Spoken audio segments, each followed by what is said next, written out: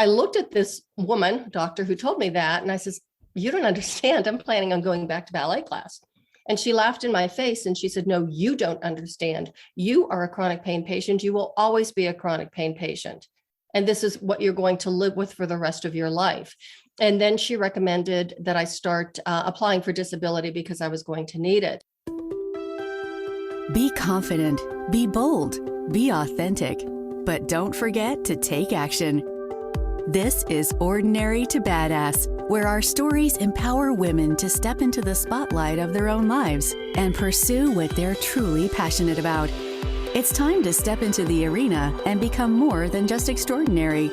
It's time to become a badass with your host, Marie Sonneman.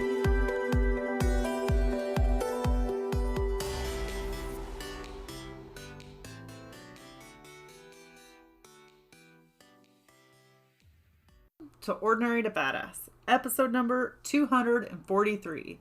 In this episode, you're going to hear from Cheryl Ilov. Cheryl is a ninja, dancer, author, podcaster, a lifelong learner, and author and seeker.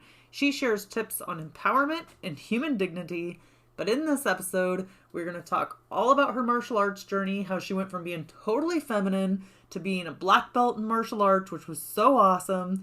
She also was a sexual assault survivor, and she had chronic debilitating pain that she overcame. She's an author, so many good things, so stay tuned. You're not going to want to miss this episode. But before we get there, this episode inspired me. I want to have a chat with you. Let's hop on Zoom Tuesday night and talk all about fear. More details at the end of this podcast episode, or you can hop into the Ordinary to Badass Facebook community to find out more, or the Ordinary to Badass community on Facebook to find out more. Let's get to the episode.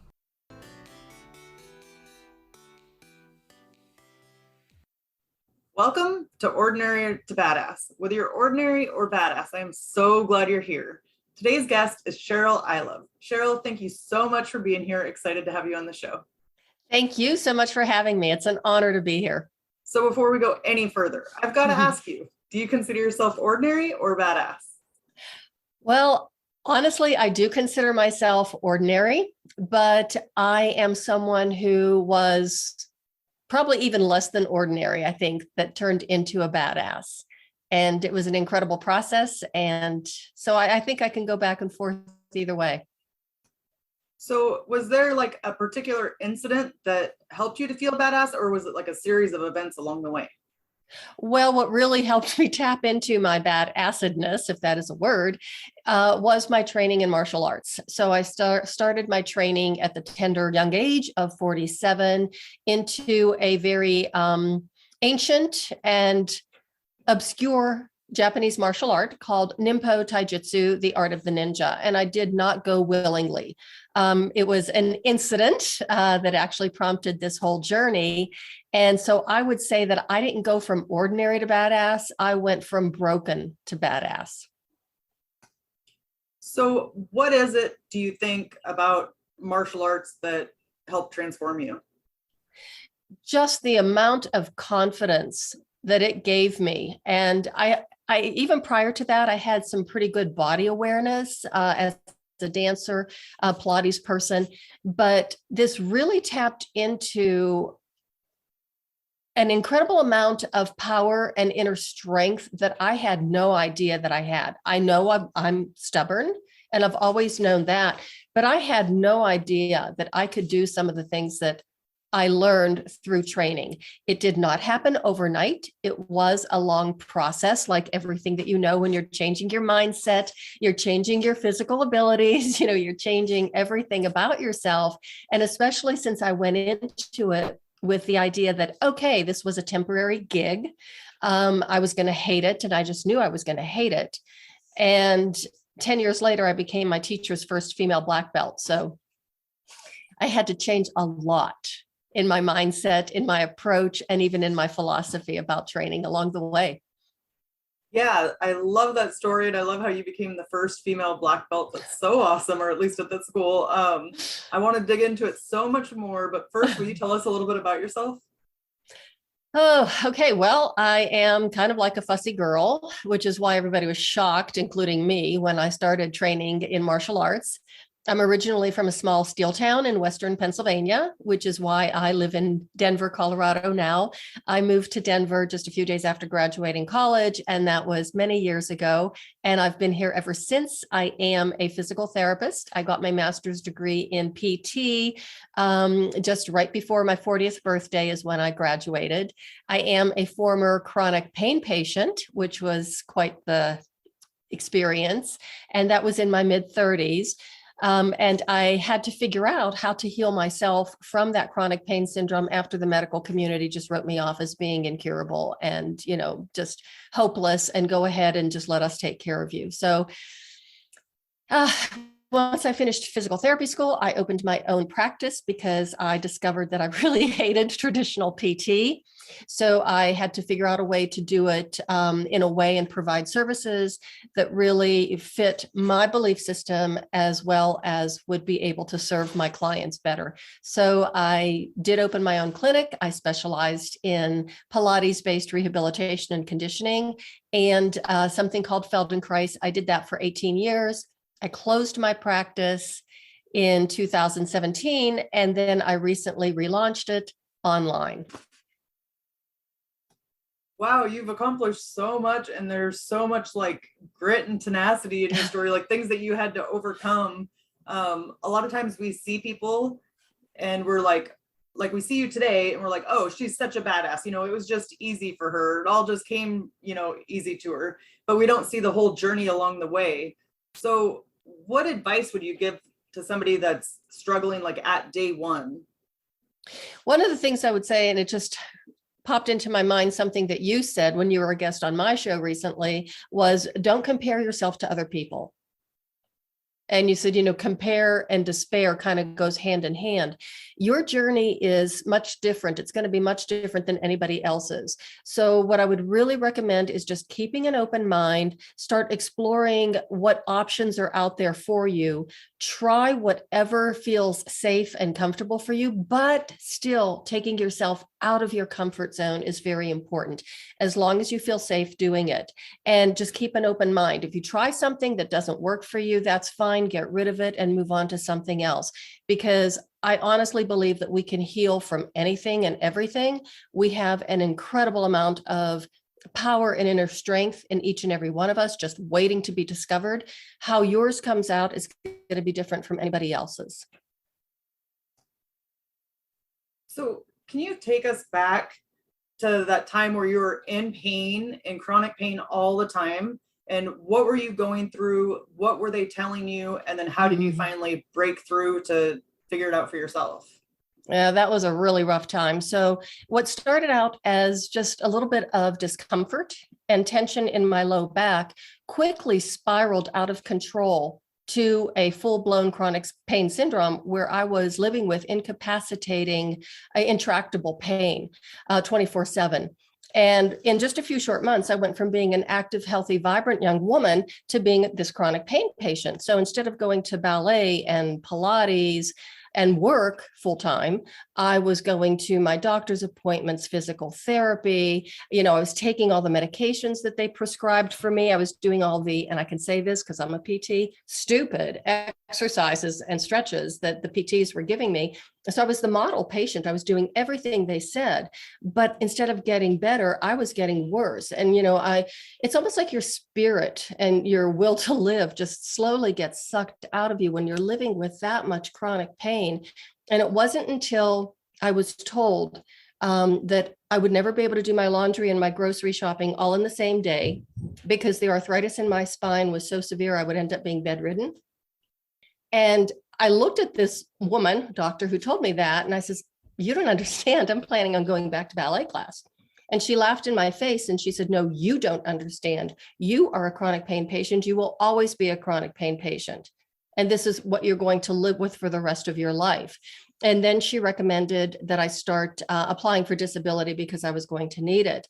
She knew that one of my goals was to get into physical therapy school. And she told me to forget about that, because it was too much. The work would be too difficult for me because I was so broken and injured. And she said, even if you could do the work, you're just too darn old. You can't go back to school. I was 36. So that was like a mental head smacking moment. I went home, I hit rock bottom for a couple of days. And then I had this epiphany that was like, wait a minute, you're going to have to figure this out on your own, because obviously what I was doing was not working. And I was so sucked into that, Western medical model that I couldn't even figure my way out of how to take care of myself. So what I did was I fired my entire medical team, much to their chagrin. They didn't like that. I stopped taking all the medications. I stopped doing the stupid exercises and stretches. And I taught myself how to move for myself the way we did when we were kids. Nobody taught us how to move. It was not a right way or a wrong way of doing things. No one gave us baby barbells and says, come on now, let's build up your biceps. You can use those hands to push yourself and roll over in bed. We figured it out for ourselves. So basically that's what I did. I knew enough about movement based on my training in dance and Pilates. So the only thing that I did add on top of all of that was acupuncture. And following that regime, which was a lot healthier than the one that I was following, it took about 8 months or so, but at the end of the 8 months, was completely pain-free. Yes, I love this because, doctors do not have all the answers. And I've experienced the same thing. Like I had chronic back pain. And it was just ridiculous. And like, oh, you're gonna have to go for this surgery. And it's like, I think that we accept their answers all too quickly and just think they're the expert, but you really do have to be your own advocate. And previously we had Stephanie Loeras on the podcast, and she was her own advocate for health stuff, for like nutrition. And she really had to push for that. And so I think that this is like really eye-opening, because nobody else is the expert of your body. And so I love what you're saying. I think it's so important that we do ask questions. We start to question what everybody's telling us, and then come up with things that are better for us, or at least test them out, experiment. You can always get a second opinion. I think it's so important. Absolutely. And I always tell my clients and pretty much everybody I talk to is that you are your own expert, because nobody knows you better than anybody else. And nobody is as invested in you, your health, wellness, and well-being than you are. And even, for someone to just, casually say, oh, you're always going to be this chronic pain patient, and, you can't do ballet, you're too old anyhow for that. What I want out of my life is different than what this quote unquote expert might have in mind for me. And that's another thing that I think the listeners, I really want to emphasize, that people will try and put us into like little boxes or label us. And then, this is the way we're supposed to behave. You can't try skydiving at the age of 70 because you're just too old. You cannot go to medical school at the age of 50 because you're too darn old. You'll always be this chronic pain patient just because, look at you now. How are you ever going to get better? Don't pay attention to that. When you hear something like that, turn it around in your mind and let it light a fire under you. And it really could have been not a death sentence for you, but it really could have been a completely different life for you if you had accepted what they had told you, because then you'd probably be more immobile and you'd be stuck at home all the time and relying on other people to care for you. And you wouldn't have done or accomplished all of the amazing things that you've done. I really shudder to think what my life would have been like had I listened to that woman. But this is something that I think you'll appreciate, and I think the listeners will too, that about 20 years later, after that woman had said that to me, because I was 36 at the time that all this happened, about 20 years later, I had another one of those mental head smacking moments when I realized, oh my God, this woman was right. I can't do my laundry and my grocery shopping all in the same day, because at least 3 or 4 days a week, I was driving downtown Denver, taking a professional level ballet class. And then I would turn around and drive across town, change my clothes, and do an hour and a half martial arts class. So I was too busy I was too tired to do my grocery and my laundry all in the same day. So it was one of those self-fulfilling prophecies that came true. But the reason why I couldn't do that was a much different one than she had predicted for me. I wasn't lying in bed. I wasn't addicted to pain meds. I wasn't, a miserable person. So I know you talk about being able to heal from anything. How can people start to take those steps to learn how to heal from anything? Just take that mantra and listen to it and tell that to yourself that you can heal from anything. Whatever it is that you're going through, tell yourself every single day, even several days a week, I can recover from this. Not only telling yourself is going to help it happen, because you're changing the neural pathways in your brain, that you're going to believe that it can happen. Even write it down on a piece of paper and keep writing it. That's going to be, something that you do every single day. And then start exploring. Don't go on the internet and try and research the quote unquote diagnosis or the problem that you have, because that's just going to reinforce, oh my gosh, I'm just such a mess, I'm never going to recover from this. Don't do that. Instead, start looking for alternative methods of healing. There are so many modalities that are out there that people don't even know about. Now, when I went through my chronic pain syndrome, that was, again, a long time ago, that we didn't even have the internet back then. So I couldn't look up a lot of alternative methods, and they weren't quite as well known or well accepted. And I live in Denver. Boulder, Colorado is not far away. So we're actually very open-minded when it comes to alternative health and healing.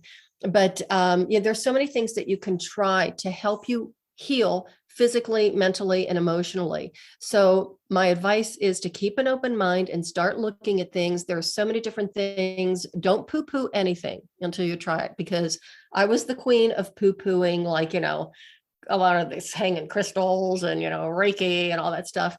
It's energy healing. It's natural healing that has been around for centuries. So yeah, keep an open mind. And if something doesn't work for you, don't stick with it. Stop and try something else. Yeah, it's like, what do you have to lose, or what's the downside? At least just giving it a shot. And I think that I was much like you. Or not, I was much like you, where I'd be like, oh, that's too woo-woo, or that's too out there. And I wouldn't even give things a shot, which sometimes those are the very things that you need. Well, I have to tell you, the very first time I tried acupuncture, I was so embarrassed. Because I thought, oh, what if somebody sees me? And I even went right after work. I was a respiratory therapist before I was a physical therapist. So the hospital I was working at, the RTs wore bright green scrubs, like representing oxygen. So everybody could tell just by looking at what color scrubs, the person was wearing, what department they were from. So the acupuncture clinic was actually on this big street. There's a very busy highway right by the hospital. So I went to my first acupuncture session after my shift was over, and I'm thinking, oh my God, I should be wearing a disguise. I need a big trench coat and a hat and, those fake glasses and fake mustache and noses, so nobody would recognize me going into this acupuncture clinic. But it was one of the best decisions I've ever made. And I still will use acupuncture as well as several other things that I discovered along the way. If anything starts feeling off balance, if something isn't right, if it's something scary, if I'm having a strange symptom that it's like, I need to get this checked out, I will go to my PCP and say, okay, this is what I think is happening, clear it just to make sure it's nothing serious. And then he clears it, sends me on my merry way so I can do the alternative treatments that I like and work for me. Okay, so I want to rewind and go back a bit. And talk about your martial arts experience and talk about what first led you to join martial arts. Well, once again, it was the medical community. And I guess that was, the universe's way of talking to maybe, stop doing everything in a traditional way. When I was 44, and here I had my own practice now. I had, I was no longer in pain. I managed to get myself back into the kind of shape and condition that I was in before, all of this horrible thing happened to me. And I went into a doctor's office just for a routine check. And I walked through that door as a healthy, vibrant 44-year-old woman. And I walked out as a statistic. So predators are everywhere. They are in every profession. They are in every community. And they come in a variety of sizes, shapes, and forms. And I fell prey to one that day. And, it was so shocking. And especially for someone like myself, at that point, I had been in the medical profession, the medical field for over 20 years. And I realized, along with the shock and the horror when it happened, was I intuitively knew I wasn't the first woman he ever did this to. But I wanted to make sure that I was the last. And so I went right into action mode, report it, get help for myself, make sure that this was on his record. And that really didn't happen. And I understand now why women do not report assault or sexual assault. Because the way I was treated, even by people who were the closest to me, was just as bad, if not worse, than the actual event itself. And to be so marginalized and so, so denigrated and even insulted, like, well, that couldn't happen. You're making it up. Maybe it was something in your childhood, or you're lying, or you're looking for money. I mean, I'm sure as a police officer, that this happens all the time. So I finally just stuffed everything down inside of me and said, okay, you put a big old smile on your face and you pretend that nothing's wrong. And that, doesn't work, because eventually everything comes spewing out. Well, interestingly enough, just a few months after this happened to me, one of my clients was talking about this guy that she goes to who did shiatsu. And of course, you could imagine I wasn't getting any massages. I wasn't getting any body work, because nobody was going to touch me. But on the other hand, I had a lot of aches and pains and, stress and things that were just already starting to crop up. And, she was talking about the shiatsu and how wonderful it was and how much she liked this man. And I was like, you know what, maybe I'll just give him a try. And I did ask, I says, do you keep your clothes on? And she goes, oh yeah, you don't even have to get undressed. Bingo. Okay, now you're talking. So I did give him a call, and I went in for my first session, and he did acupuncture as well. And as he's working on all my knots and stuff, he says, I could do acupuncture too, and that will really help with some of your, issues. And I said, okay. So then, of course, I had to change, put on a pair of shorts and that kind of thing. And he started putting needles in my legs. And when he did that, he got a very far away look on his face. And he said, with your legs and my coaching, I could teach you how to kill with these things. And, there I was, literally pinned to the table going, who thinks like this? Let alone says it out loud. And I said, no, thank you. I will save my killer legs for ballet class. I am not interested in martial arts. Martial arts was never on my radar. It is definitely, I thought, not in my DNA. There was no way I was ever going to do something like martial arts. Well, about a year later was when everything came spewing out. And when I told him the whole story of what had happened to me, his campaign to get me on the mat went into high gear to use martial arts as a method of healing and reclaiming my power after the trauma. Well, I didn't see how hanging out in a smelly dojo with a bunch of sweaty men was going to make me feel better. And I'm incredibly stubborn. I kept saying no. It took him another 2 years until he broke me. And finally I said, okay, I will take a few classes just to prove to you how much I am going to hate it. I didn't hate it. I fell in love with the art. I fell in love with the training, and I really fell in love with that sense of strength and empowerment that I got through training. So I did mixed martial arts for many years. Mm-hmm. And for me, the first probably several months, 6 months maybe, were awkward. And there were so many times that I wanted to quit because I felt awkward and I felt stupid, like everybody else is getting this quicker than I am. And I think that that's a common feeling. Did you experience that at all? And how did you push past it? Sure. That's a great question because I did not feel that way for 6 months. I felt that way for a couple of years. And not only did I feel awkward, I was terrified. And most of the time I was the only woman in class, even though Mark, my teacher, said, "Oh, there's plenty of women in the dojo." Yeah, right. But I felt so incredibly awkward and out of place. And especially everybody says, "Well, you're a dancer, you should be really good at this." No, we kill each other in a different way in ballet class. We fight differently. But it was like a lot of the things, I have this extended posture. I have these nice long arms and legs that we use with pointed toes for ballet class. And it's like, you want me to bend my knees and you want me to bend my elbows and you want me to just flex my feet? That's not pretty. And I don't know how to do that. And you want me to kick somebody in the gut? Oh my God. And someone's going to kick me. This was just not going to work out. But I kept going to class for some reason, even after the first class. And we did rolls. I'm sure you did in mixed martial arts, rolls and break falls and stuff. And it's like, this is not dignified. But I kept going to class because even after that first class, and I was terrified, of course, on the way home, I just kept giggling. And I hadn't giggled in a really long time, like 3 years. And I don't know what it was. I kept going back to class. And I would sit in my car. You could probably relate to this. And I was sitting, when I pulled in front of the dojo, and I'd kind of rock going, "You can do this, you can do this, you can do this." And inevitably, one of the guys would pull up and they'd see me and they'd wave and wait for me to get out of my car and walk me to the dojo. But I just kept doing it. And honestly, at first, I didn't even know why. And my goal was never to get a black belt. I didn't even want a yellow belt. I didn't even want the white belt, but it came with the uniform. But it was after 3 months that one of the guys badgered me into testing for my yellow belt. Another 3 months after that, so it's 6 months.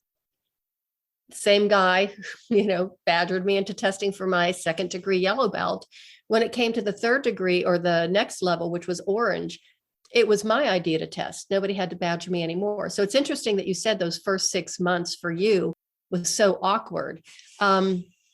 There was definitely a major shift in how I was approaching my training at about the 6-month mark, and the way that the guys were relating to me at that point and the way I was relating to them too. It was definitely an adjustment to go from being this middle-aged ballet dancer surrounded by women all the time, and the men in ballet class were a lot less threatening than the guys in the dojo, to go from that then to go to a predominantly male dominated, testosterone infested environment where the goal was to beat me up, was very, very awkward and uncomfortable, but it sure was fun. And it still is. I'm still training to this day.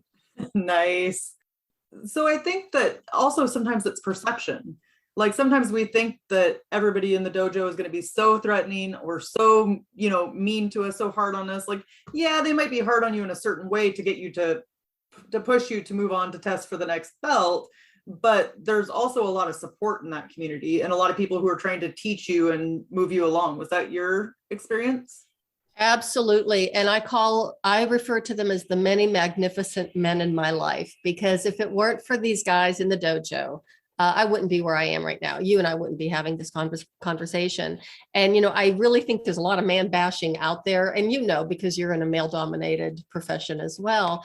But learning how to communicate with them was, completely different than how I communicate with my female friends. And the first time, they asked for my phone number, and I'm like, well, this is creepy. Why do you want my phone number? And I'd been married for probably 17 years at that point, and I hadn't had male friends since college. And the first time one of the guys called me, and he says, "Hey, do you want to go and, meet me for some extra training, blah, blah, blah."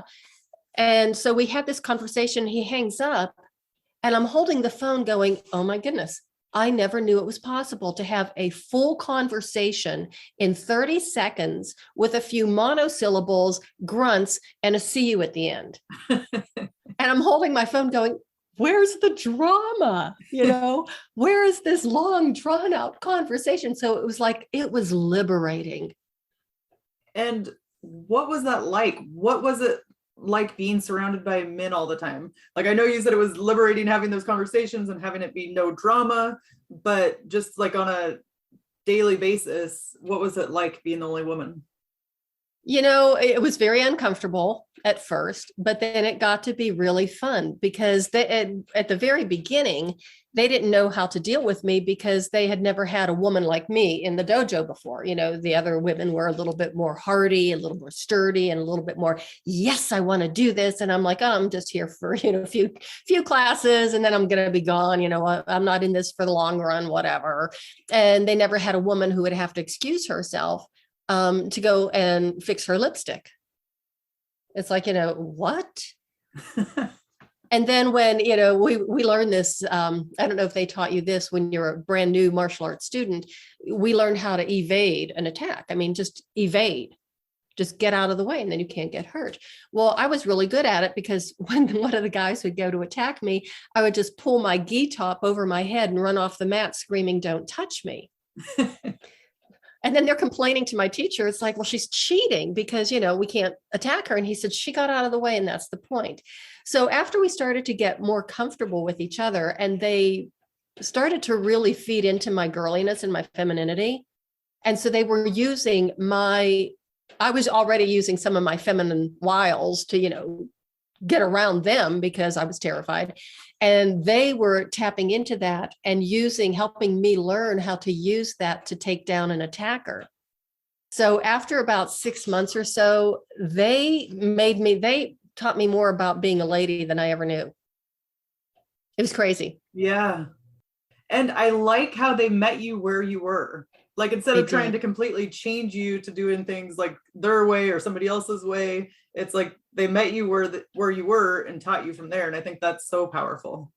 It really, really was because, look at me. I mean, I'm not, I'm this little thing compared to them, and then when I'm put on a big gi, I just look like this frail little person. And, they took that and they said, this is your superpower. Because this is how you can work around someone who is bigger, stronger, faster, because basically everybody is, for me. And it was just wonderful the way that they taught, not only me, but all of the people in the dojo. And, we have a few more women than we did back then. And, we meet people where they're at. And so if anybody is listening and they're probably already Googling, martial arts studios in their area, it's really important to make sure that you're in the right school and the right dojo, because you do want that supportive community. You don't want, the jerks who want to, prove to you how manly they are, how strong or whatever. And just be very careful. Go to the school, sit, watch a couple of classes, talk to the instructors, talk to the students, and see if it's a good fit. Yes, no, that's such great advice. Because I remember there was somebody I was talking to that was like terrified of dojos. And he was like, the first time I went in, they were all like beating me up and like going hardcore. And he's like, I just was way out of my league and I don't want that again. But it's like, not all schools are like that. Yeah. And we're really good with beginners. I mean, that's the first step, the white belt. You're willing to accept a new way of looking at life, and you want to change and you want to learn and you want to grow. So the worst thing you could do is smack someone around and just defeat their purposes of being there. So it has to be a very nurturing and encouraging, supportive environment. So what would you say to the woman that is like intimidated or scared or doesn't have enough confidence to even step foot in the dojo? She's interested. She just doesn't have the confidence to go there yet. Comb your hair, put on your lipstick, and step through that door. Just take that first step.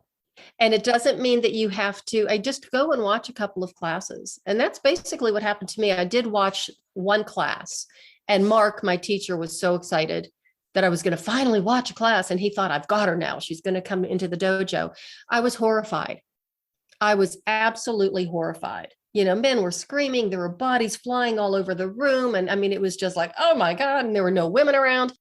So I just grabbed my purse and ran, and he's trying to stop me at the door. And he says, don't you want to try it? And I'm like, are you out of your mind? No, I don't want to do this. And, and he's like, please, just try it.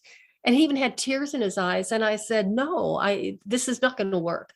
And I cried all the way home because I thought this was one thing that might help me heal and get out of this horrible vortex of hell that I was living in. And I couldn't even stand to watch a class. Well, so it was on a Wednesday. I was awake all night just thinking about it. And then the next day, I couldn't get it out of my mind. So I called him on Friday morning. There was another noon class. And I said, I might have made a hasty decision. I want to try again and just look and see, and he, oh, yes, come and watch class again. Friday was even worse. There were even more guys, of course, no women. And, when I walked in, they're just like showing off. You could tell, hey, there's a woman, there's a woman here, and let's just show her what we can do. And it was just, I couldn't get out of there fast enough. But this time, Mark, he blocked my entry, to the door, so I couldn't escape. And I saw this guy in the middle of the dojo, just like watching and listening. He says, "Don't you want to try it?" Nope, absolutely not. So finally, this guy saunters over, and he's big, saunters over to us, and he says, "Do you know what usually happens to timid little ladies like you?" And I looked at him and I said, "What? Who are you talking to?" Number one, he called me timid little and a lady all in the same sentence. And he says, after a few weeks in here, you turn into, sadistic little killing machines with eyeballs flying across the dojo and crushing testicles. And I just looked at Mark and I went, maybe I can do this. So I signed up on the spot. And that was the thing that finally pushed me over the edge. And I found out later, this guy was a psychiatrist. And, he just knew the right thing to say, that, to get me on the mat. And sometimes that's what it takes. It just takes somebody to light a fire under you for some reason. It just takes grit and determination. The other thing for me, I was at the end of the road. I mean, there was nothing else for me to try. And if I didn't do that, I don't even know if I would be here. Yes. And the power of other people's belief in you, the belief they can see that you can do it. It's just hard for us to see it sometimes. So I love that when you have like a mentor or somebody that can see all that you're capable of. So powerful. And I don't even think that they saw anything that I was really capable of. People will tell me sometimes, "Oh, Mark, my teacher must have seen something in you. He saw this warrior spirit. He knew that you would be the first black belt." And that's ridiculous, because that isn't what happened. He saw somebody. He was very fond of me and I was fond of him. And he saw somebody who was in so much pain and hurting so badly. And all he wanted was to help me.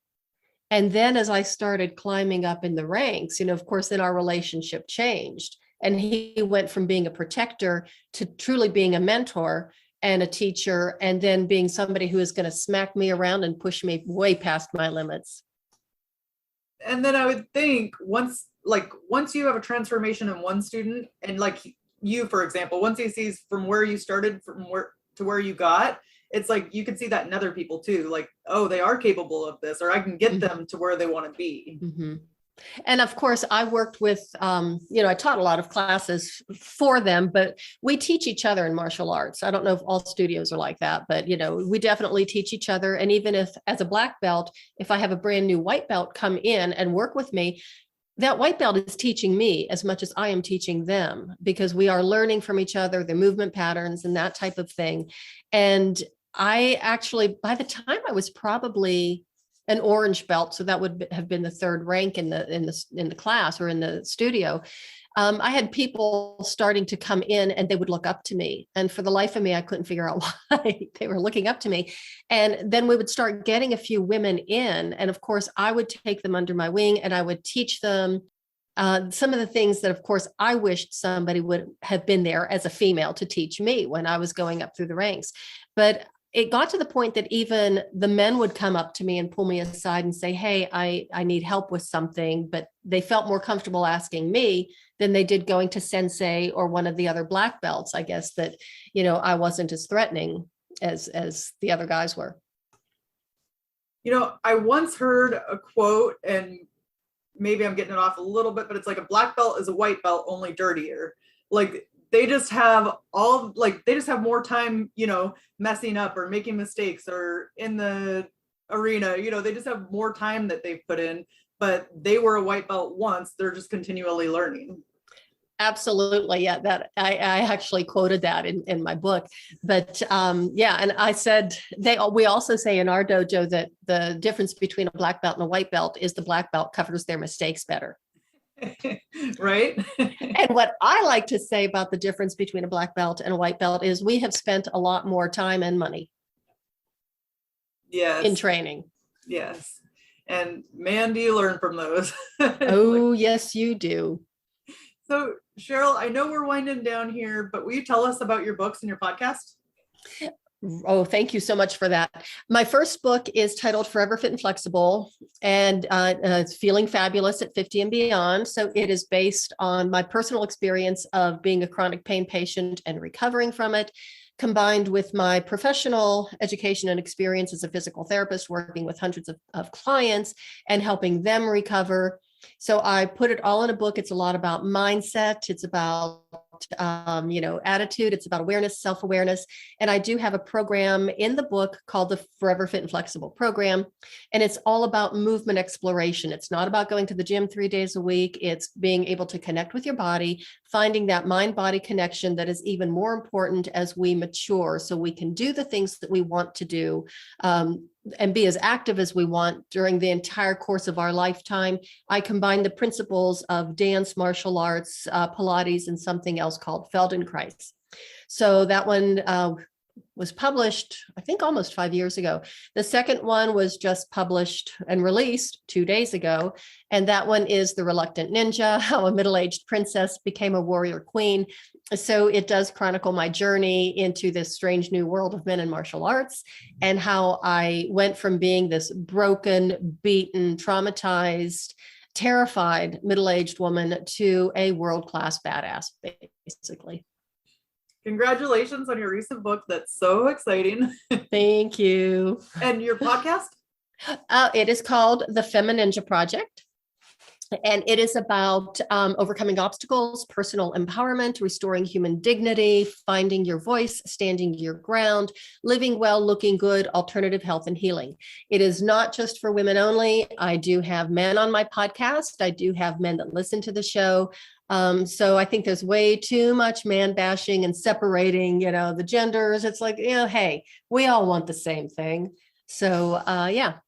Check it out. Just go to the Femininja Project and podcast and you'll find it.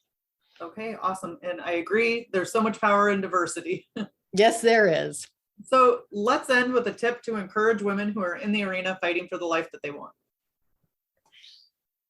Believe in yourself and all things are possible. And I know that sounds, cliche, but look in the mirror every morning and appreciate what a beautiful person you are, body, mind, spirit, and soul, and how much potential you have.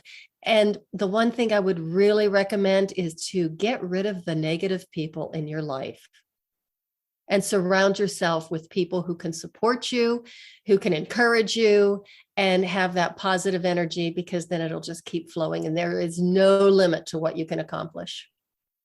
So good. And how can we connect with you? Well, you can go to my website, CherylIlov.com. If you sign up for my newsletter, you have access to 3 pre-recorded audio tracks of movement explorations to help get you started. I call it meditation through movement. Send me an email. You can contact me through my website. LinkedIn. I love connecting with people on LinkedIn. I am on Facebook. Cheryl Ilov International. The Femininja Project has got its own page for the podcast. I am on Twitter, all that kind of stuff. But if you can't find me, you're not looking. Thank you so much, Cheryl. You've been a total badass and I've enjoyed hearing your story. Thank you so much for having me, Marie. And you're a badass as well. And I loved hearing your story as well. Thank you. And with that, we'll end our show. To all the badass women out there staying in the arena, wherever you are, whatever you're doing, own it and get after it. Okay, wasn't the conversation with Cheryl amazing? It's inspired me to want to have a chat with you all about fear, but I'll get to that in a minute. First, 5 takeaways from the episode. Okay, first takeaway, keep an open mind.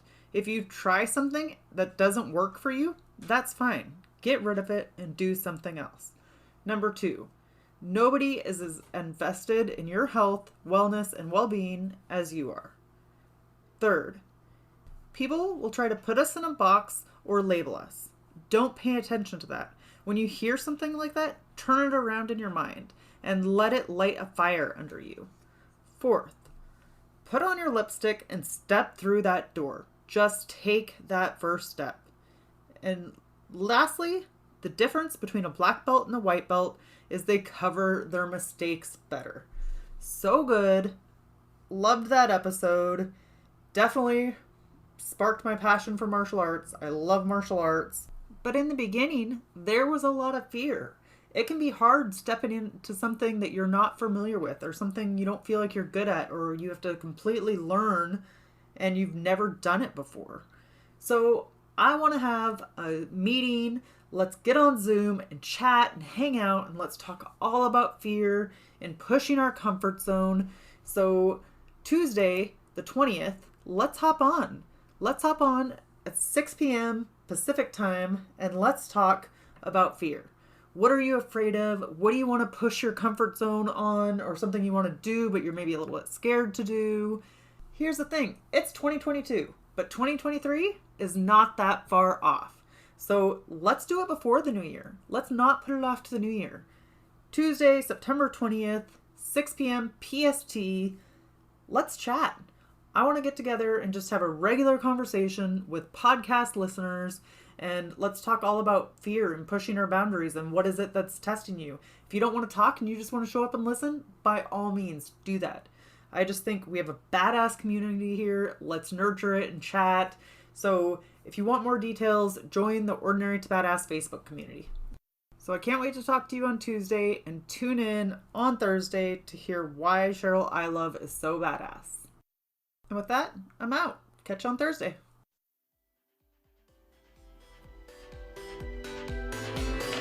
Now that you've listened to this episode of Ordinary to Badass, we want to hear from you.